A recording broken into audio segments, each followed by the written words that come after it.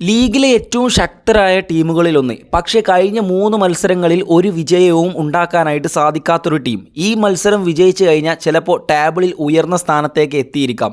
ബ്ലാസ്റ്റേഴ്സിനെ സംബന്ധിച്ചിടത്തോളം മത്സരം വിജയിക്കൽ നിർബന്ധമായിട്ടുള്ളൊരു കാര്യമാണ്.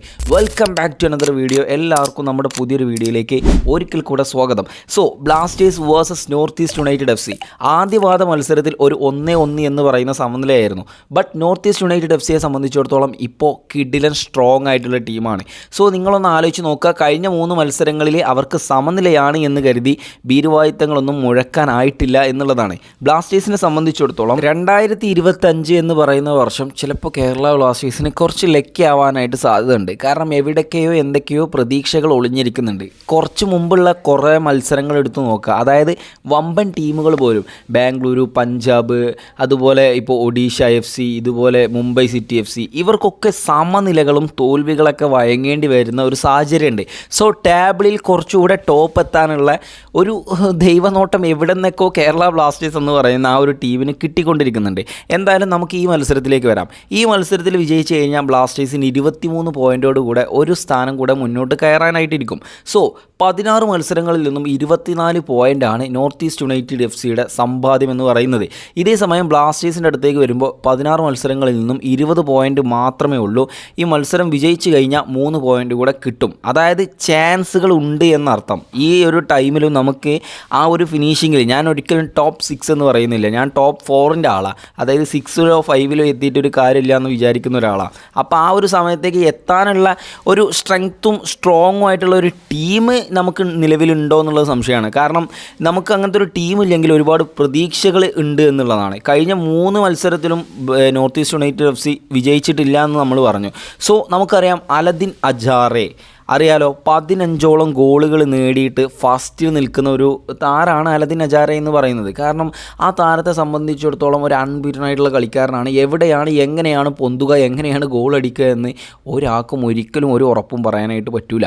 ആൻഡ് ജിതിൻ MS ഒരു മലയാളി താരമാണ്. ഇവിടെയാണ് നമുക്ക് ശരിക്കും നോക്കേണ്ട ഒരു കാര്യം എന്ന് പറയുന്നത്. ഇപ്പോൾ നമ്മുടെ ന്യൂ പ്ലെയർ ആയിട്ടുള്ള ഒരു ഡുസൻ ലഗോട്ടർ എന്ന് പറയുന്ന താരം അടുത്ത മത്സരത്തിലേക്ക് ഇറങ്ങുമോ എന്നുള്ളത് പലർക്കും സംശയമാണ്. എൻ്റെ ഒരു അഭിപ്രായത്തിൽ അദ്ദേഹം ഒരു സെക്കൻഡ് ഹാഫിൻ്റെ ശേഷമൊക്കെ ഇറങ്ങാനായിട്ടുള്ള സാധ്യത കൂടുതലാണ്. കാരണം കേരള ബ്ലാസ്റ്റേഴ്സിനെ സംബന്ധിച്ചിടത്തോളം ഡിഫൻസ് വീക്കാണ്, പിന്നെ നവോച്ച സിംഗിന് സസ്പെൻഷനാണ്.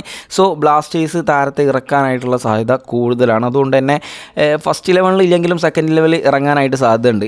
നമ്മൾ നോക്കേണ്ടത് താരം എങ്ങനെയാണ് ഇതുപോലെയുള്ള സ്ട്രൈക്കേഴ്സിനെ കൈകാര്യം ചെയ്യുക എന്നുള്ള രീതിയാണ്. പാർത്തീപ് ഗഗോയി ആണെങ്കിലും അത്യാവശ്യം നല്ല ഡേഞ്ചർ ആയിട്ടുള്ള ഒരു പ്ലെയറാണ്. ഇതിൽ നിന്നൊക്കെ വ്യത്യസ്തമായിട്ടുള്ള ഒരു കാര്യമാണ് അലദിൻ അജാറെ എന്ന് പറയുന്ന ആ ഒരു താരത്തെ പിടിച്ചു കഴിഞ്ഞാൽ ബ്ലാസ്റ്റേഴ്സിന് ഒരു പകുതി രക്ഷപ്പെട്ടു എന്നുള്ളതാണ്. ജിതിൻ MS എന്ന് പറയുന്ന മലയാളിയെ പിടിച്ചു കെട്ടിയ ഒരു 1/4 ഭാഗവും കൂടെ നമ്മൾ കഴിച്ചില്ലായി എന്നുള്ളതാണ്. ബാക്കിയുള്ളത് നമ്മുടെ അറ്റാക്കേഴ്സിൻ്റെ അടുത്താണ്. കേരള ബ്ലാസ്റ്റേഴ്സിലേക്ക് വരാം. നോഹ സദോയെ സംബന്ധിച്ചിടത്തോളം അദ്ദേഹം ഇല്ല എന്നുള്ള പല റൂമേഴ്സും പരക്കുന്നതായിട്ട് സാധിച്ചിട്ടുണ്ട്. കാരണം കഴിഞ്ഞ മത്സരത്തിൽ ഷോൾഡർ ഇഞ്ചുറി കാരണം അദ്ദേഹം ഈ ഒരു മത്സരത്തിൽ ഉണ്ടാവില്ല എന്ന് പലരും പറയുന്നുണ്ട്.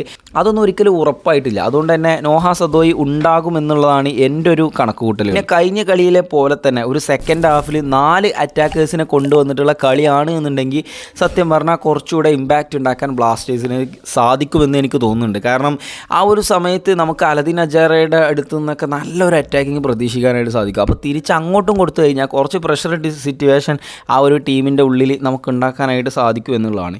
ഇനിയിപ്പോൾ നമ്മുടെ ഡിഫൻസാണ് ഭയങ്കര പ്രോബ്ലം എന്ന് പറയുന്നത്. തീർച്ചയായിട്ടും നമ്മുടെ നവോച്ച സിംഗ് ഈ ഒരു മത്സരത്തിനില്ല.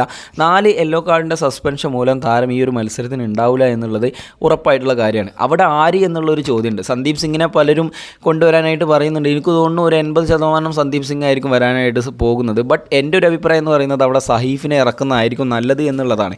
ഇനി വിപിൻ മോഹനൻ ഫസ്റ്റ് ലെവലിലേക്ക് തിരിച്ചു വരും എന്നുള്ളത് ഉറപ്പായിട്ടുള്ള കാര്യമാണ്. ഞാൻ എൻ്റെ ഒരു പ്രഡിക്ഷൻ ലൈനപ്പ് പറയാം. അതുപോലെ തന്നെ നിങ്ങളുടെ ഒരു പ്രഡിക്ഷൻ ലൈനപ്പും സ്കോറും അടിയിൽ കമൻറ്റ് ചെയ്യുക. എൻ്റെ സ്കോർ എന്ന് പറയുന്നത് ഒരു 1-0 എന്ന് പറയുന്ന ഒരു സ്കോറിനാണ് ഞാൻ പിടിച്ചിട്ടുള്ളത്. ഗോൾ കീപ്പറായിട്ട് ഞാൻ സച്ചിൻ സുരേഷിനെ വെക്കുന്നില്ല. അവിടെ നോറ ഫെർണാണ്ടസിനെയാണ് എൻ്റെ ഒരു മനസ്സിൽ വരുന്ന ഒരു ആശയം എന്ന് പറയുന്നത്. ഡിഫൻസ് ലൈനിലേക്ക് വരുമ്പോൾ സഹീഫ്, മിലോസ്, അതുപോലെ ഹോർമിപ്പം, ഇതുപോലെ തന്നെ നമ്മുടെ ഐബാൻ ഡോളി. മിഡ്ഫീൽഡിലേക്ക് വരുമ്പോൾ അഡ്രിയാൻ ലൂണ, ഫ്രെഡി, അതുപോലെ വിപിൻ മോഹനൻ. അറ്റാക്കിങ്ങിലേക്ക് വരുമ്പോൾ സദോയ്, കോറോ സിംഗ്, ഹേസസ് ഇമിനിയസ്, ഈ താരങ്ങളെയാണ് ഞാൻ കൊടുത്തിട്ടുള്ളത്. ഇനി അമാവിയെയും നമുക്ക് കൊണ്ടുവരാനായിട്ട് സാധിക്കും. എന്തായാലും ബ്ലാസ്റ്റേഴ്സിന് വിജയിച്ചു കഴിഞ്ഞാൽ സാധ്യതകൾ സാധ്യതകൾ ഒരുപാടാണ്. ബ്ലാസ്റ്റേഴ്സ് വിജയിക്കട്ടെ എന്ന് പറയുന്നു. നിങ്ങളുടെ പ്രൊഡിക്ഷനും കാര്യങ്ങളും അടിയിൽ കമൻറ്റ് ചെയ്യുക, ചാനൽ സബ്സ്ക്രൈബ് ചെയ്യുക. 100K ഫാമിലി എന്ന് പറയുന്ന ഒരു വലിയ കടമ്പയിലേക്ക് പോയിക്കൊണ്ടിരിക്കുകയാണ്. മറ്റൊരു വീഡിയോയിൽ വീണ്ടും കണ്ടാം. അതിലേക്കും ബൈ.